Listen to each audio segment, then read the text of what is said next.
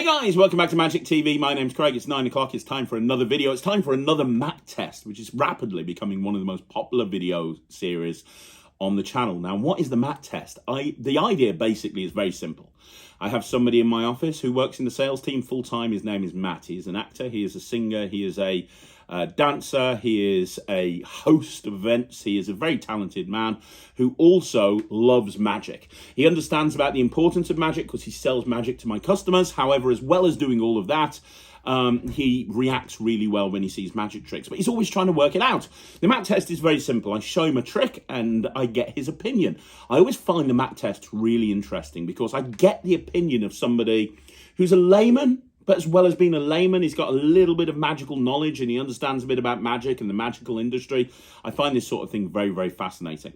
And today I'm going to do something that has been asked for a lot on the channel. A lot of people have been saying that I should get Matt to do a mat test on an older item. Because on this channel, I always talk about hidden gems and I always talk about tricks from years and years and years ago being much better than the tricks that come out in this day and age. And we stand on the shoulders of giants, and every Wednesday at 9 o'clock, I do a video about a different hidden gem. And you know what? I think the people are right. And so today I'm doing a mat test on a very old trick. And this trick is Gypsy's Curse by Peter Kane. Now, if you don't know Gypsy Curse, if you don't know Peter Kane's no longer with us, unfortunately, but one of the most prolific creators of magic in the world. Brought out some absolute classics when he was alive. For example, Jazz Aces was a Peter Kane trick, as was Wildcard, and this is called Gypsy's Curse. Now, Gypsy's Curse is a story-based trick. Now, it was released many, many years ago through Emerson & West. They're the same company that bought out the Color Monty. And basically, Gypsy Curse is a bit of a wild card style routine, but done with sort of old-fashioned looking tarot cards. And it's very much a story-based trick because the whole story is about telling the story of somebody who met a gypsy and what happened when they met a gypsy. So I'm not going to say any more. I'm going to roll the footage for you so you can see exactly what happened when I showed this to Matt. So let's have a look at this week's mat test. So, cool. This is actually really interesting. The reason this is wrapped on a piece of paper is because this is actually, there's a story attached to this. So I actually got these cards at an auction. Now, I don't very often go to auctions, but there's an auction that takes place a couple of times a year in Blackpool. And it's an auction of magic tricks and memorabilia. So if maybe an older magician has passed away, their estate and all of their tricks will be sold by auction and so on and so forth. And sometimes you can get like real gems and things that like from the 1920s and the 1930s that no one's ever heard of before. Cool. And I bought this, and the reason is I was told that this was actually owned by a very famous, not so much a magician, but more of a gambling expert. You know the people that stand on London Bridge and do the 3-card trick? Yeah. You still see it to this day. In Tenerife, they have the 3 discs and stuff like that, right? Yeah. Well, this has been going on for years, and it's called the 3-card Monty, Chase the Ace, Find the Queen, so on and so forth. But these cards were owned by a pitch man, somebody who used to throw the Monty or toss the Monty. To try and, that's how he made his living, right? That's basically how he made his living, by cheating people. Wow, okay. And this is like you. Very interesting, basically like me. And this is a very interesting story because, I mean, this is how long ago it was. They're more like tarot cards. Oh, wow. Than anything else. I mean, they're beautiful old cards. And the game he used to play wasn't the 3-card trick. You know, like when you think of 3 cards and you mix them up and you guess which one's where. It's not like that. How he used to play the game is he used to say to people, he had 6 of these black cards, and then in the middle he had a King of Diamonds, and then he had another 3 black cards. And the idea of the game was very simple. The idea of the game is people had to guess where the king was, and they would have to put money down on where the king was, and if they got it right, they would win. If they got it wrong, they would lose. Okay. And generally, as a rule, he would cheat them, and nobody ever knew because he was expert at sleight of hand. He wasn't using that ability to entertain people. He was using that ability to cheat people. But he would walk away with a lot of money. every single day, he would walk out the house with just these simple 7 cards. He would spend the day making hundreds and hundreds of pounds just cheating people. And then when somebody came along to stop him, he'd run off and he'd do the same thing over and over again. And one day, this old lady came over. And there was a big crowd of people, but this old lady came over and she was watching very intently. And she kind of pushed to the front and she was watching him as he explained that you have to find the king. And he said, hey, if you find the king, you're going to win. And she said, I want to play. And he said, okay, you can play. He said, now look, there's 7 cards altogether. There's 3 black cards, a king, and then another 3 black cards. He said, look, I'm going to make it very easy for you. I'm going to put 3 cards down on the table, like that. And I'm going to leave the rest of the cards here. And you have to tell me whether the card is on the table or in the hand. Now, what would you say? It's in your hand. It's in the hand. That's what she said. And she took an old coin out and she put an old coin down. And she said, it's in your hand. And he then counted through and showed it wasn't in his hand. He showed that all he had in his hand were those black cards. And so he took her money and said, you've lost. And she was very, very, very annoyed about this. And he thought that was the end of it. I mean, from his point of view, he'd just done the same thing that he'd been doing all day, every day for his whole life. But she walked away, mumbling something under her breath. And at the end of the night, he was playing at a fun fair, like an old-fashioned festival. And at the end of the night, he was packing away, and she was there, sitting there.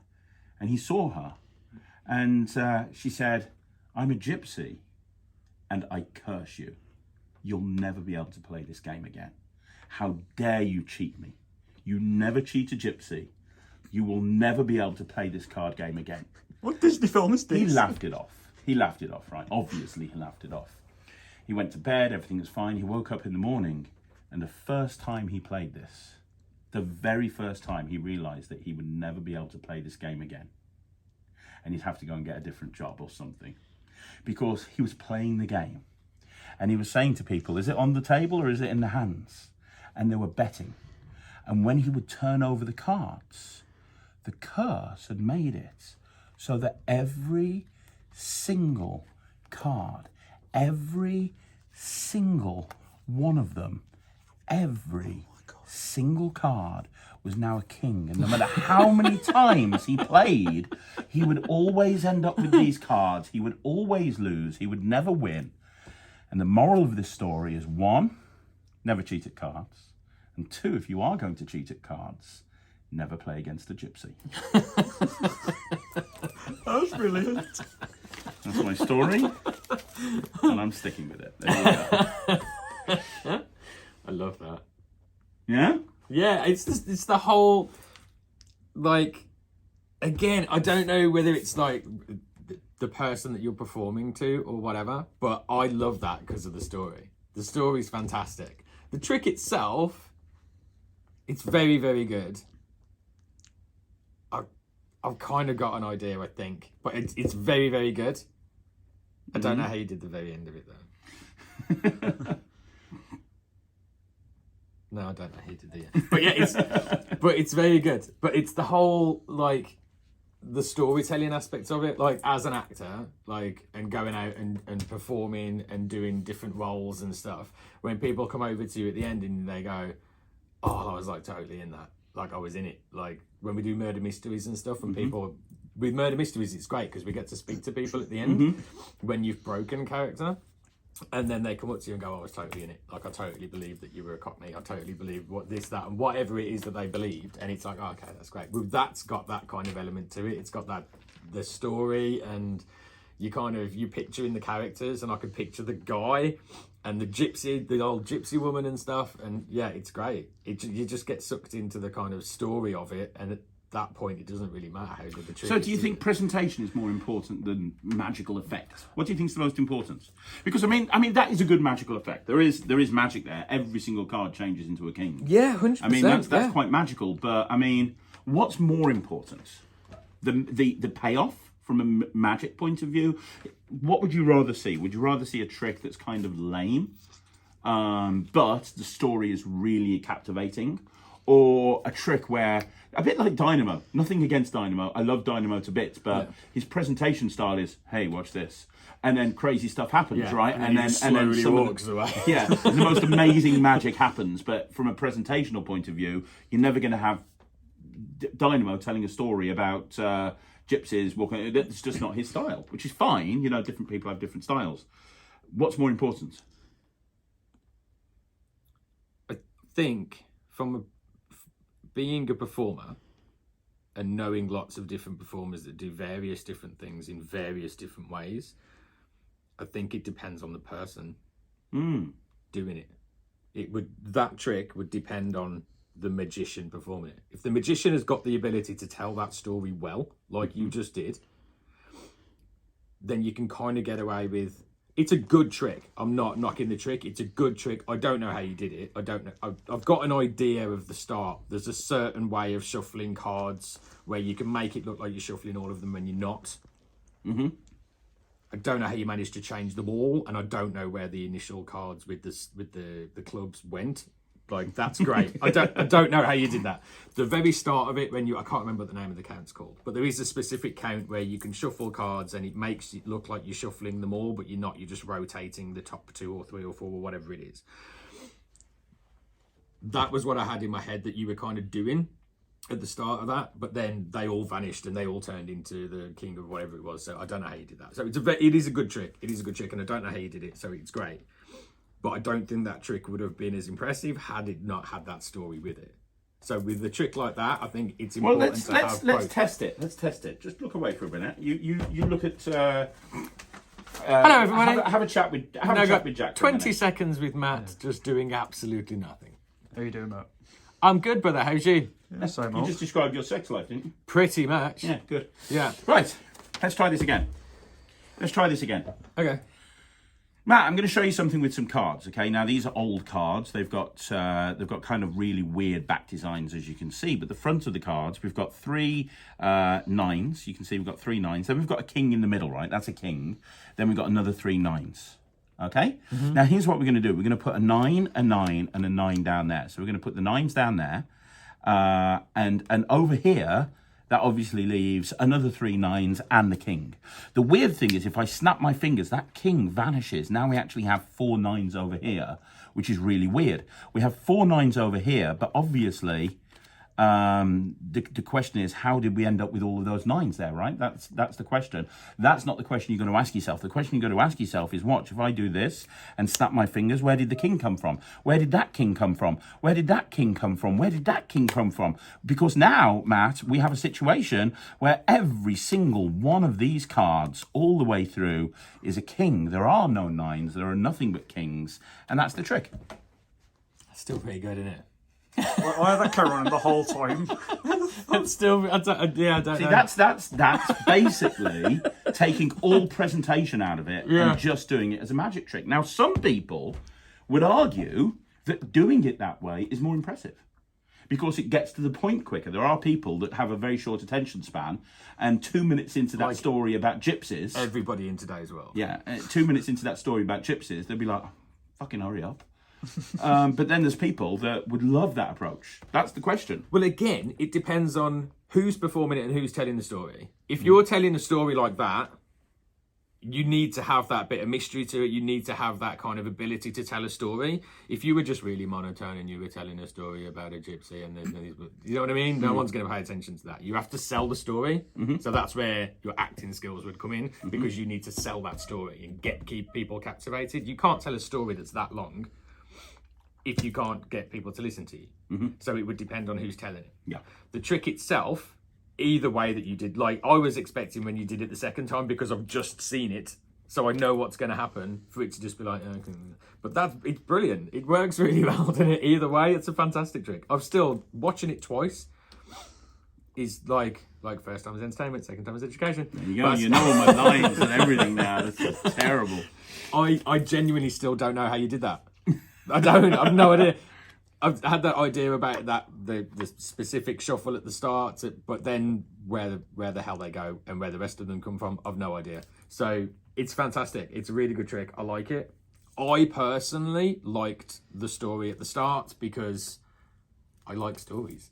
Yeah. I like, and I can appreciate when someone's telling a story well, because I know how difficult it is to tell a story well. So I can appreciate if somebody's doing that and putting the effort in to make a trick like that and give a backstory to it and telling the characters and making a story up. I appreciate that kind of thing. I think if you were doing that to 16-year-old, they'd have like fucked off halfway through it. Yeah, there's yeah, no attention span whatsoever. But someone that can appreciate, as long as you're performing it to the right audience, doing it with the story, fantastic. If you were performing that to a bunch of teenagers, you'd do it the way that you did it the second time around, because no teenager is going to stand there for that long and listen to a story. No. Not up. So yeah, I like both ways, and I think it's a great trick. And the only thing with them can I touch these? You can maybe have a look at one of them. Have a look at that one. That one's fine. Have a look at that one. The only thing with them supposed to be being really old cards is that really old cards wouldn't be laminated. No, this is very true. This is very true. However, I have to temper the fact that sometimes I perform for very drunk people, and this means that if they cover drinking stuff, it's. Oh no, I get that. But yeah, but you are a point, and I think that the original version of this actually came with old looking cards and feeling good. Yeah, that would make it. It would make it more believable. It would make the story more believable because you could tell the best story in the world. But if the prop that you're using doesn't look like it's from 1920, which that clearly isn't, because they didn't have laminating machines in 1920. Were you around in the 1920s? Well, I mean, I've performed loads of murder mysteries from the 1920s, and we never laminate anything. Everything that we use is like tea-stained and stuff, and because it makes it look older. Whereas, if you brought it into the story that they were really old cards and you've had them laminated, maybe, but I don't know. It might be a bit of a stretch. But yeah, other than the fact that they're shiny under a big light and you can see them shiny and they're clearly not really old cards, I think it's great. But I mean, if the way that you told that story, if you came out with some really old looking cards that could genuinely have been from that time and you told that story with the story about the fact that you got them from an auction and stuff, that's 100% believable. The only thing that made it not believable was the fact that they're lacquered. Otherwise, you could have got away with that 100%, and I wouldn't have known whether you were telling the truth or not. I know that 95% of the time you're not telling the truth. Oh, yeah. The general rule of thumb around here is expect bullshit. Yeah, 100%. But I mean, with the story, if you'd have roughed that up a little bit, tea-stained the paper a little bit, and I mean, that could have come from an auction house, so it would have been nice anyway. But yeah, if the cards looked older, that would have 100% been believable. There you go. And how old is that trick? You said it's really old. It is very old. Probably 1970s, 1980s. Oh, wow. So it is old. It is a really old Almost as old as you. Almost as old as me. That's, it's great. I mean, yeah. With a little bit of a backstory and stuff and with the right person doing that, yeah, it's good. That would hold up now. Yeah. Anywhere you go and perform it now, that would hold up. Really would. Especially at Halloween. Yeah, and I think as long as you've got the ability as a performer to know your audience, you could get away with doing the full story on that to a lot of people. I happily sat there and listened to that story. I thought it was great. Oh, thanks. So if you get people that are happy to listen and that like that kind of storytelling aspect of a trick, as long as you're good enough as a performer to pick your audience properly, you could get away with that anywhere. Amazing. So it passes the Matt test. Yeah. I like it. There you go. Thanks, man. No worries. So I found that very, very interesting. I found it fascinating, to be honest, because Matt made some really good points there. And I think the whole argument of presentation versus magical effect is something that magicians have debated about for years and years and years.